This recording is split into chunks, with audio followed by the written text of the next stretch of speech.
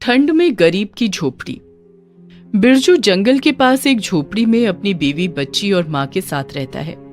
जंगल के पास ही उसने झोपड़ी बनाई, इसका कारण साफ है, यहाँ से सरकार उन लोगों को हटाएगी नहीं, क्योंकि यहाँ कोई नहीं आता। बिरजू हर रोज जंगल में मधुमक्खियों के छत्ते से शहद निकालने जाता है और उस शहद को शहर के बाजार में बेचता है। साहब, ये लो, शुद्ध शहद ले लो, खास आप लोगों के लिए ही लाया हूँ मैं। और शहद बेचने के बाद शहर से चावल खरीदकर अपनी झोपड़ी में लौटता है। बिरजू की बीवी अभी पेट से है, उनकी 5 साल की एक बेटी भी है और उसकी माँ को सांस फूलने की बीमारी है। मेरी दवाई ले आया बेटा? नहीं माँ, आज ज्यादा शहद नहीं मिला, सारा पैसा चावल खरीदने में ही लग गया। लता अभी पेट से है ना, तो उसका भरपेट खाना जरूरी है। हाँ हाँ, तू तो सिर्फ उसी के बारे में सोचता है, मेरा ख्याल रखने वाला कोई नहीं है। जानकी लता को पसंद नहीं करती है। वो मानती है कि इसी लता की वजह से आज उन लोगों की यह हालत है। पहले भी वो लोग गरीब थे, लेकिन उन लोगों के पास एक घर था। लता से बिरजू की शादी के बाद अचानक से बिरजू के पिता मर गए और उनके लिए हुए कर्जे के कारण उन लोगों का घर भी चला गया। लेकिन जानकी दोष सिर्फ लता को ही देती थी। वो लोग एक ही कमरे वाली झोपड़ी में रहते हैं। इसी तरह उन लोगों के दिन बीतते हैं और इसी तरह कुछ ही दिनों के बाद ठंड का मौसम आ जाता है। झोपड़ी में बहुत सारे छेद हैं। वो लोग ठंड से कांपने लगते हैं। बहुत ठंड लग रही है, काश हमारे पास एक अच्छा घर होता, तो फिर इतनी ठंड नहीं लगती। अरे चुड़ैल, तेरी वजह से ही तो घर चला गया हमारा, आते ही अपने ससुर को खा गई। माँ, आप ऐसे क्यों बात कर रही हो? तो कैसे करूं, यहाँ ठंड में मेरी हालत खराब हो रही है। रात को जानकी की सांस फूलने लगी, वो दर्द से तड़पने लगी। तकलीफ हो रही है, सांस लेने में तकलीफ हो रही है। बिरजू की बेटी गुड्डी जानकी के सीने पर गरम तेल से मालिश करने लगी। ठीक हो जाओगी दादी, हम लोग हैं ना, ठीक हो जाओगी। कुछ देर बाद जानकी ठीक हो भी गई। ठंड से गुड्डी की हालत भी बहुत खराब है। इस साल ठंड कुछ ज्यादा ही है। हो, पता नहीं हम जिंदा रह पाएंगे या नहीं। इस झोपड़ी में तो अच्छी दीवार भी नहीं है। अगले दिन लता खाना बनाते वक्त देखती है कि चावल खत्म हो गए हैं। सुनिए जी, घर पर चावल का एक दाना भी नहीं है। माँ जी की दवाई भी लानी है, कैसे क्या होगा? तुम चिंता मत करो लता, मैं आज शहद लेकर ही लौटूंगा। ये बोलकर बिरजू जंगल के अंदर चला गया और जंगल की बहुत गहराई में पहुंच गया। कैसे भी करके आज मुझे बहुत सारे शहद के जुगाड़ करने हैं। कुछ भी हो जाए, आज तो खाली हाथ नहीं लौट सकता। बिरजू ने बहुत कोशिश की। मधुमक्खियों ने काटकर उसका चेहरा फुला दिया, लेकिन आज भी बिरजू को ज्यादा शहद नहीं मिला। बिरजू चिंता में पड़ गया, लेकिन उसे तब नहीं पता था कि यहाँ एक चीज है जो उसके लिए और भी चिंता का कारण बन सकती है, और वो है शेर। एक शेर झाड़ियों के पीछे छुपकर बहुत देर से बिरजू को देख रहा था, लेकिन उसने बिरजू पर हमला नहीं किया। बिरजू को जितना शहद मिला था उतना शहद लेकर बिरजू घर लौट आया, और वो शेर भी चुपके से बिरजू का पीछा करते हुए उसके घर के पास पहुंच गया। वाह, यहाँ तो पूरा परिवार रहता है। मेरे कई दिनों के खाने का बंदोबस्त हो जाएगा। ऊपर से ये औरत पेट से है, छोटे बच्चे का मांस तो और भी स्वादिष्ट है। वो शेर अभी के लिए वहां से चला गया। बिरजू ने उस शहद में पानी मिलाया और शहर में बेचने चला गया। गुड्डी जंगल में सूखी लकड़ियां ढूंढने चली गई। आज झोपड़ी के बाहर आग जलानी होगी, तभी ठंड से मुक्ति मिलेगी। गुड्डी सूखी लकड़ियां लेकर झोपड़ी में लौट गई। उधर शहर के बाजार में बिरजू मिलावट वाला शहद लेकर बैठ गया। कुछ देर बाद एक आदमी आया और बोला, भैया, ये शहद अच्छा होगा ना? बिरजू ने अपने मन में सोचा, अच्छा तो नहीं है, लेकिन क्या करूं, घर पे सामान और दवाई भी ले जाना है। बिरजू ने उस आदमी से कहा, हाँ सर, बहुत अच्छा है, आज ही जंगल से लाया हूँ, आप लेकर तो जाइए। उस आदमी ने सारा शहद खरीद लिया। बिरजू को बहुत सारे पैसे मिल गए। वो बाजार में चावल, सब्जी और दवाई खरीदने में व्यस्त हो गया। सब कुछ खरीदकर वो झोपड़ी में वापस जाने के लिए बढ़ ही रहा था कि वो आदमी वहां आ गया और उसने गुस्से से कहा, शहद में पानी मिलाया हुआ है, तू एक नंबर का चोर है, चोर। ला मेरे पैसे वापस दे। पैसे? लेकिन उससे तो मैंने सामान खरीद लिया। सामान खरीद लिया तो पैसे नहीं देगा? एक तो खरीदारों को बेवकूफ बनाता है और ऊपर से पैसे भी नहीं देता। ये ले। ये बोलकर उस आदमी ने बिरजू को मुक्का मार दिया। बिरजू नीचे गिर गया और उसके हाथ से सारा सामान भी गिरकर खराब हो गया। ये क्या? मेरा सारा सामान, चावल, मेरी माँ की दवाई। बिरजू रोते हुए खाली हाथ घर लौट आया। माँ, मुझे माफ कर दो। लता, तुम भी मुझे माफ कर दो। मैं दवाई, चावल कुछ भी नहीं ला पाया, कुछ नहीं। रात को गुड्डी ने ठंड से बचने के लिए घर के बाहर लकड़ियां जला दी और सभी को थोड़ा सा सुकून मिला। लेकिन उन लोगों को क्या पता था कि यही आग उन लोगों के लिए श्राप बन जाएगी। झोपड़ी बांस और पत्ते से बनी हुई थी और सूखे पत्तों ने झट से आग पकड़ ली। आग, आग, भागो, भागो! सब लोग झोपड़ी के बाहर निकल गए और झोपड़ी जलकर राख हो गई। हमारी झोपड़ी, हमारा घर। थोड़ी देर रोने के बाद वो लोग ठंड में ही बैठे रहे और तभी लता के पेट में दर्द शुरू हो गया। आह, दर्द हो रहा है। आह, बहुत दर्द हो रहा है। क्या हुआ? तुम्हें क्या हुआ लता? डिलीवरी होने वाली है, जल्दी से साफ कपड़े ला। साफ कपड़े कहाँ से लाऊं? सब कुछ तो जल गया है। किसी भी तरह लता की डिलीवरी हो गई। जंगल के बीच इतनी ठंड भरी रात को उसे बेटी हुई और जानकी ने उल्टा सीधा कहना शुरू कर दिया। फिर से बेटी हुई, ऐसा ही होना था, इसे तो बहू बनाना ही नहीं चाहिए था। लेकिन वो तीनों बहुत खुश थे। लता अपनी बेटी को गोद में लेकर रोने लगी। बेटी, तू कितनी खूबसूरत है। उसकी बेटी ने उसकी उंगली पकड़ी और हंस दी। गहरी रात को सभी की आंख लग गई और तभी वो शेर कहीं से आकर उस नवजात बच्ची को अपने मुंह में उठा ले गया। लता की नींद खुल गई और वो चिल्ला उठी, शेर, शेर ले गया, मेरी बेटी को ले गया। रमेश और गुड्डी की भी आंख खुल गई और वो तीनों मिलकर शेर का पीछा करने लगे। लेकिन जानकी बैठकर हंसती रही।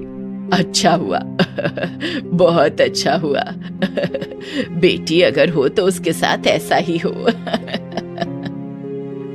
वो तीनों शेर का पीछा करते रहे और पीछा करते करते जंगल की बहुत गहराई तक पहुंच गए। वो शेर उस बच्ची को खाने के लिए इतना उत्सुक था कि वो अपने बच्चों के बारे में भूल ही गया।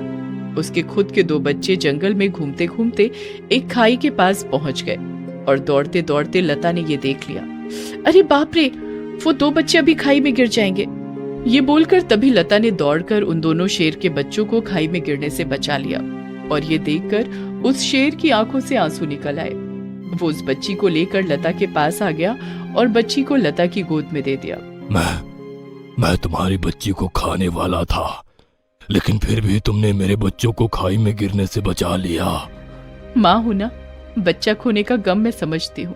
और मैं एक पिता हूँ। मैं अपने बच्चों को खोने वाला था, आपने उन दोनों को बचाया। मैं आपका आभारी हूँ। मैं इस जंगल में आप लोगों के रहने का इंतजाम कर दूंगा, खाना भी मैं आप लोगों को ला कर दूंगा। इसी तरह मैं मेरे पापों का प्रायश्चित करूंगा। उस शेर ने बहुत सारी लकड़ियां लाकर दी। उससे बिरजू ने घर बनाया। उस तरफ जानकी जहां बैठी हुई थी वहां कुछ भेड़िए आ गए और जानकी को निकल लिया। लता की बेटी होने पर जानकी बहुत कुछ कह रही थी। उसे उसकी सजा मिल गई और उस तरफ जंगल के अंदर बिरजू अपनी बीवी और 2 बेटियों को लेकर खुशी से जिंदगी बिताने लगा। विमला ने जब तीसरी बार हरीश को फैक्ट्री में कॉल किया तो हरीश ने उससे हंसते हुए पूछा, अरे क्या हो गया? आज तू रह रहे कि मुझे कॉल किए जा रही है? आज बहुत देर कर दी आपने, कब तक आएंगे? मुझे आपको कुछ बताना है। काम बहुत है विमला, लगता है ओवर टाइम करना पड़ेगा। तू फोन पर ही बता देना क्या बात है। विमला ने हरीश को ये कहकर फोन काट दिया कि वो जब घर आएगा तो वो उसे बताएगी कि क्या बात है। रात के 9 बज गए थे, इसलिए विमला अपनी बेटी रूपा, अपनी सास और ननद को खाना खिलाने लगी। बहू, तुमने हरीश से उस बारे में बता दिया क्या? जी, अभी तो कुछ नहीं बोला। तो क्या मुहूर्त निकलवाएगी बताने का? जल्दी से बता दे, और इस बार तो मैं तुम लोगों की बिल्कुल नहीं सुनूंगी। 6 साल पहले विमला की बेटी रूपा का जब जन्म हुआ था तो हरीश तो खुशी के मारे उछल पड़ा था, लेकिन विमला की सास और ननद का मुंह फूल गया क्योंकि वे लोग लड़का चाहते थे। ये लो, हो गया बेड़ा गर्क। विमला ने तो लड़की जनी है। मैंने कितनी बार कहा कि टेस्ट करवा लो, टेस्ट करवा लो, लेकिन मेरी सुनता कौन है। अब भुगतो। हरीश ने जब अपनी माँ और बहन को ऐसा कहते सुना तो उसने दोनों से साफ साफ कह दिया, तुम लोगों को जरा सी भी शर्म नहीं आती है? अभी अभी बेचारी छोटी सी गुड़िया हमारे घर में आई है और तुम लोग इसे कोसने लगे। एक औरत होकर तुम लोग ऐसा कैसे कर सकती हो? हरीश की बात का उसकी माँ और बहन ने कुछ जवाब तो नहीं दिया, लेकिन रूपा उन्हें फूटी आंख नहीं सुहाती थी। लेकिन हरीश तो अपनी रूपा को बहुत प्यार करता था। सच कहें तो रूपा में जान बसती थी उसकी। रूपा अब 6 साल की हो गई थी। विमला एक बार फिर से गर्भवती थी। यही बात वो हरीश को फोन पर बताना चाहती थी। विमला सबको खाना खिलाकर बिस्तर पर लेटने आ गई। उसने सोचा कि हरीश जब आ जाएगा तो दोनों मिलकर खा लेंगे। थोड़ी देर बाद उसकी आंख लग गई। उसकी नींद तब खुली जब उसके फोन पर हरीश का कॉल आ रहा था। उसने नींद में ही फोन उठाया। आप फैक्ट्री से निकल गए क्या? लेकिन फोन की दूसरी ओर हरीश नहीं था। उसकी फैक्ट्री में काम करने वाले जुम्मन चाचा का फोन था। जुम्मन चाचा आप? बेटी, बहुत बड़ा अनर्थ हो गया है। फैक्ट्री में हरीश का बहुत बड़ा एक्सीडेंट हो गया है। वो बुरी तरह जल गया है। तुम लोग जल्दी से अस्पताल आ जाओ, हम लोग वहीं हैं। हरीश के एक्सीडेंट की बात सुनकर विमला की तो चीख ही निकल गई। उसने अपनी सास और ननद को इस बारे में बताया। वे सभी अस्पताल की ओर भागे, लेकिन उन्हें अस्पताल पहुंचने में बहुत देर हो गई थी, क्योंकि सुबह घर से फैक्ट्री के लिए निकला हरीश अब सफेद कपड़ों में लिपटा मृत पड़ा हुआ था। ये क्या हो गया जी आपको? अरे उठिए ना, जल्दी से उठिए। मेरी बात क्यों नहीं सुनते? भगवान के लिए उठिए ना।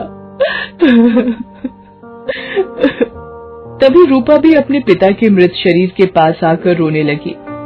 पिताजी, आप उठिए ना। मैं आपसे कोई भी चीज लाने की जिद कभी नहीं करूंगी। एक बार उठकर मुझे गले लगा लीजिए ना। देखिए ना, माँ भी कितना रो रही है। ये अच्छी बात नहीं है। आप हमारी बात क्यों नहीं सुनते? लेकिन मृत लोग सुनते कहाँ हैं? वो तो बस शून्य में ताकते रहते हैं। उन्हें कहाँ पता चलता है कि उसका अपना कैसे उससे लिपट लिपट कर रो रहा है। हरीश का अंतिम संस्कार भारी मन से कर दिया गया। उसे दूसरी दुनिया में जाने के लिए विदा कर दिया गया। लेकिन उसके जाने के बाद विमला के जीवन में इतने कांटे एकाएक उगाने वाले थे, ये कहाँ किसी को पता था। हरीश की मौत के बाद उसकी सास और ननद ने विमला का जीना हराम कर दिया। वे न तो उसे चैन से खाने देते और न ही सोने। करम चली, तुम दोनों को शर्म नहीं आती मुफ्त का ठूसने में? घर में इतना सारा काम पड़ा है और यहाँ तुम दोनों 56 भोग खा रही हो। माँ, ये लोग लातों के भूत हैं, बातों से नहीं मानने वाले। तुम रुको, मैं अभी इसे बताती हूँ। उसके बाद विमला की ननद उसे वहाँ पड़े झाड़ू से ही मारने लगती है। विमला पर हर दिन दुखों का पहाड़ टूट रहा था। एक रात की बात है, बाहर जोरों की बारिश हो रही थी और घर के अंदर विमला पर बिजली गिर रही थी। अब भागन, मेरे बेटे को तो खा ही गई, अब क्या मेरी जान लेना चाहती है? तुम ठीक कहती हो माँ, मुझे इसके लक्षण ऐसे ही लगते हैं। भगवान के लिए आप लोग ऐसा मत कहिए, मैं तो खुद ही टूट गई हूँ। टूट गई है तो हम क्या करें? मेरा भी तो भाई गया है।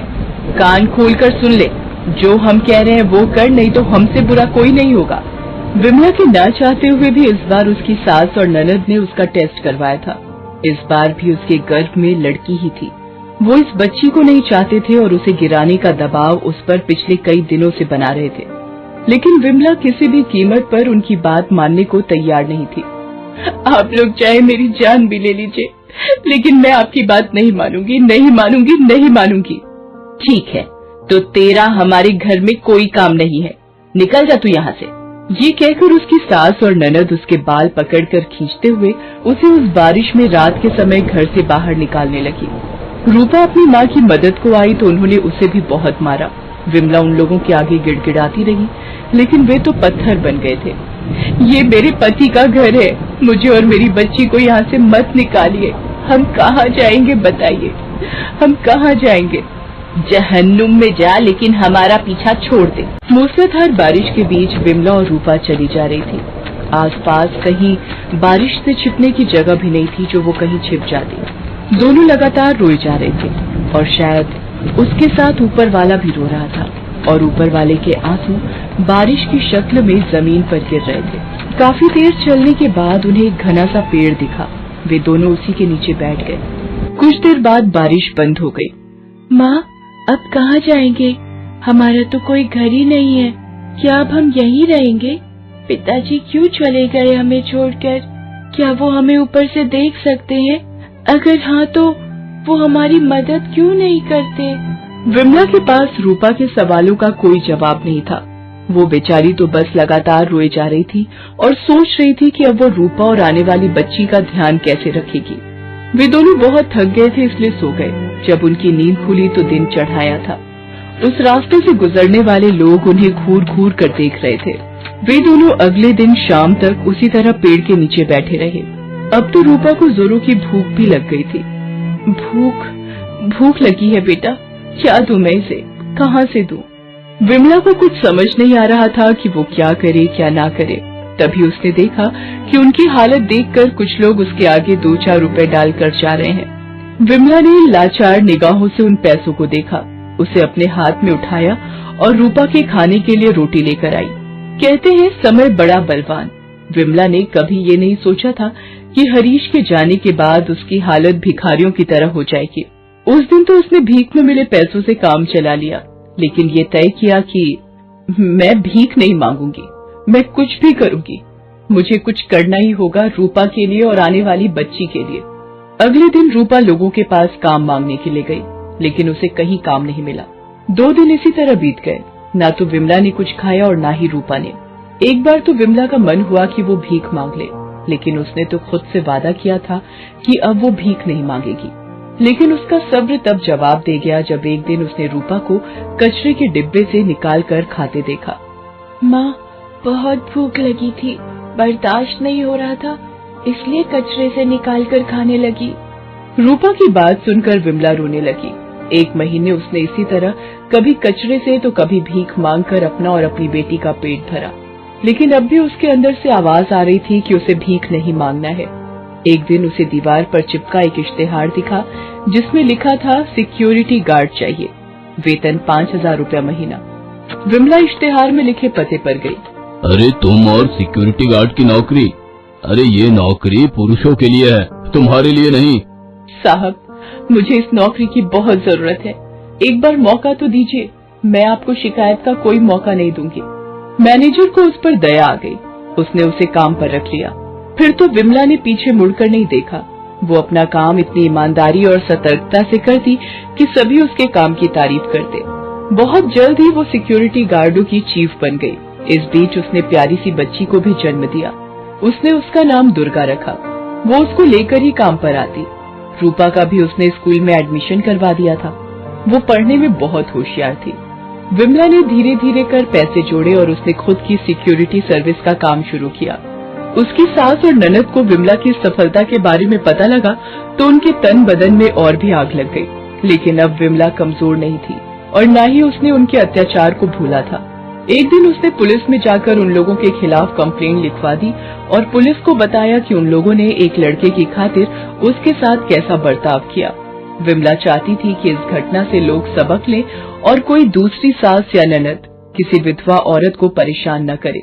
पुलिस तुरंत उनके घर पहुंची।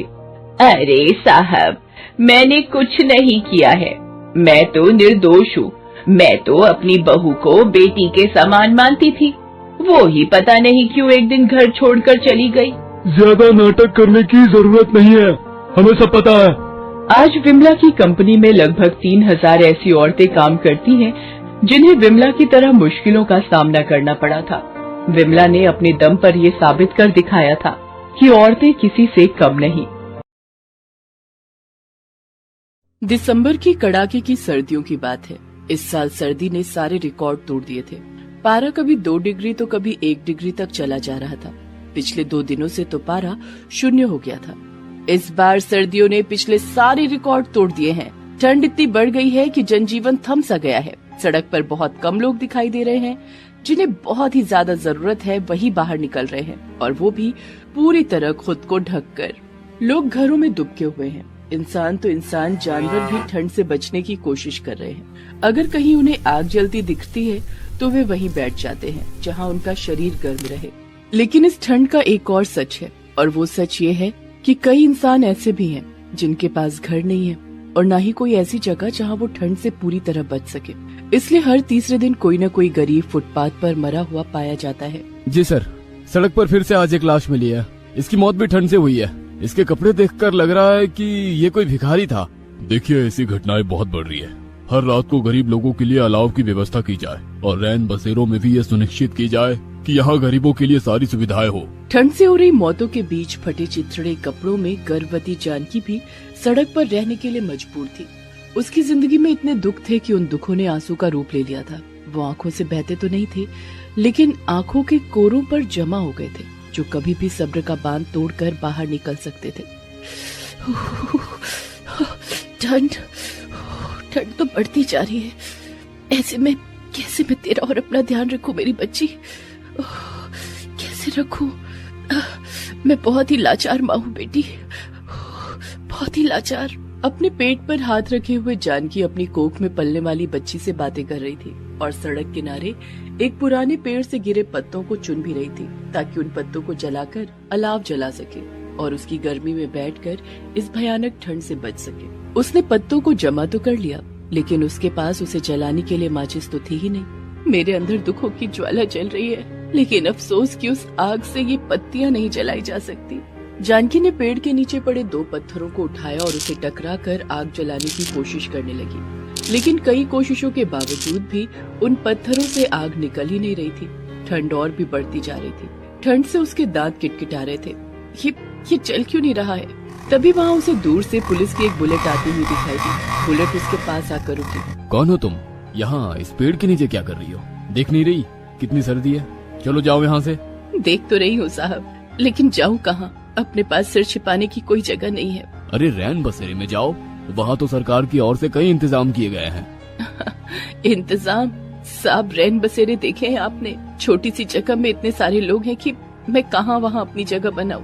पेट में बच्चा है मेरा, इसे उस भीड़ में चोट लग गई तो? नाम क्या है तेरा? तेरा इस दुनिया में कोई नहीं है क्या? इंस्पेक्टर विजय की बातों को सुनकर जानकी ने थोड़ी देर उसकी ओर देखा और कहा, जानकी नाम है साहब मेरा। मेरा है तो हर कोई, लेकिन फिर भी कोई नहीं है। क्या मतलब? जानकी, जितना अच्छा नाम स्वभाव की भी उतनी ही सुंदर, लेकिन जानकी का काला रंग उसके जीवन की तकलीफों का सबसे बड़ा कारण था। उसका पति, उसकी सास, उसकी ननद, सभी ने मिलकर उसका जीना हराम कर दिया था। माँ, तुझे कितनी बार कहा है कि जब मैं ऑफिस के लिए निकल रहा हूँ तो इस काली डायन को सामने नहीं आने दो। पता है पूरा दिन ऑफिस में मूड खराब रहता है। अब मैं क्या बोलूं? बोल बोल कर तो मेरी जबान थक गई है, लेकिन ये काली चुड़ैल तो हमारे सिर पर ऐसे सवार हो गई है जैसे कि कोई काली भूतनी किसी पर सवार हो जाती है। रुक माँ, मैं इस भूतनी की अकल फिर से ठिकाने लगाता हूँ। उसके बाद जानकी के पति ने जूते से उसकी पिटाई शुरू कर दी, और वे जूते मामूली जूते नहीं थे। वे जूते जानकी के लिए ही थे, और उन जूतों के नीचे कील लगी हुई थी। जानकी के बदन से खून की धार फूट रही थी। वो दर्द से कराह रही थी। मत मारिए मुझे, मत मारिए, बहुत दर्द हो रहा है, बहुत दर्द। लेकिन उसकी गिड़गिड़ाहट का कोई भी असर उन पर नहीं हो रहा था। जानकी अधमरी सी हो रही थी। तभी मारते मारते उसका पति कील वाला जूता उसके पेट पर मारने लगा। उसके पेट में पलने वाली बच्ची अंदर छटपटाने लगी। आज मैं इस काली भूतनी और इसके पेट में पलने वाली उस बच्ची दोनों को मार दूंगा। हाँ। नहीं नहीं, मुझे मारिए, जितना मारना है मारिए, लेकिन मेरी बच्ची को कुछ मत करिए। ये कहकर उसने अपने पेट पर अपने हाथ रख दिए, लेकिन उसका पति इसकी परवाह किए बिना उसे तब तक मारता रहा जब तक कि वो बेहोश ना हो गई। और जब उसे होश आया तो उसने देखा कि उसे बर्फ की सिल्ली पर लेटा दिया गया है और उसके हाथ बांध दिए गए हैं। उसकी ननद, सास और उसका पति बगल में बैठे चाय पी रहे हैं। मेरे हाथ खोलिए मेरा हाथ, मुझे ठंड भी लग रही है, मैं मर जाऊंगी। तुझे क्या लग रहा है कि तेरे मरने की बात सुनकर हमारे दिल में दया आ जाएगी? अरे काली डायन, ये सब हम तुझे मारने के लिए तो कर रहे हैं, और ये जो तुझे बर्फ पर लिटाया है ना, ये मेरा ही आइडिया है। कैसा लगा मेरा आइडिया मेरी प्यारी काली भाभी? अत्याचार की सारी सीमाएं जानकी के ससुराल वाले हर दिन लांघ रहे थे। वे लोग उसे मारना चाहते थे क्योंकि एक तो उसका रंग काला था और उसकी कोख में एक लड़की पल रही थी जिसका पता उन्होंने जबरदस्ती उसका टेस्ट करवा कर लगा लिया था, और साथ ही वे जानकी के पति की शादी किसी दूसरी लड़की से करना चाहते थे। लेकिन वो कहते हैं ना, जाको राखे साइयां मार सके ना कोई। उनकी लाख कोशिशों के बावजूद भी ईश्वर की कृपा से जानकी बच जा रही थी। भैया, माँ, मैं एक बात कहूँ, लगता है ये काली चुड़ैल कोई अमृत पी कर आई है। हम लोग इसे मारने की इतनी कोशिश कर रहे हैं, इसे 3rd डिग्री दे रहे हैं, इसे भूखा रख रहे हैं, लेकिन इस पर कोई असर नहीं हो रहा है। तो फिर क्या करना है इसका?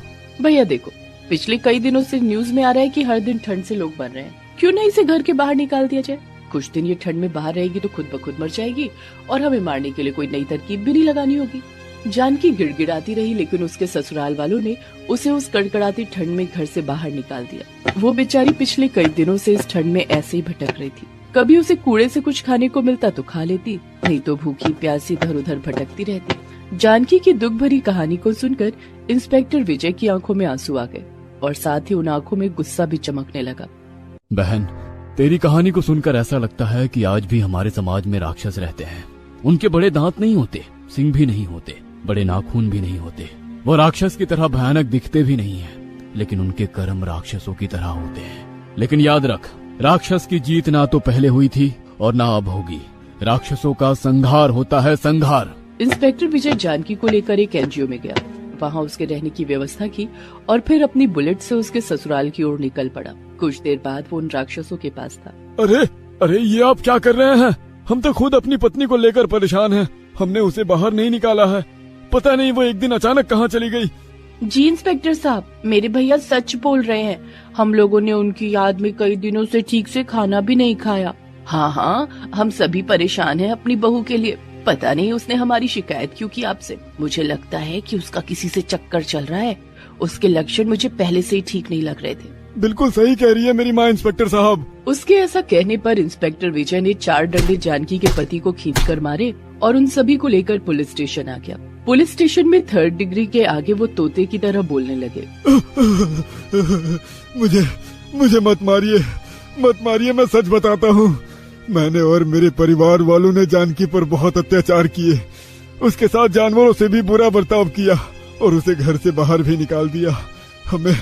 हमें माफ कर दीजिए। माफी गलती की होती है, पाप की नहीं। और तुम लोगों ने तो महापाप किया है। उन तीनों पर मुकदमा चला। उन्हें 10 साल के कठोर कारावास की सजा हुई। जानकी आज उसी एनजीओ में रहती है। वहाँ उसने सिलाई कढ़ाई का काम सीखा है। उसी से वो अपना और अपनी छोटी सी बेटी गुनगुन का पालन पोषण करती है। उसने अपने ससुराल वालों को माफ तो कर दिया है, लेकिन वो कभी भी वहाँ वापस नहीं जाना चाहती है।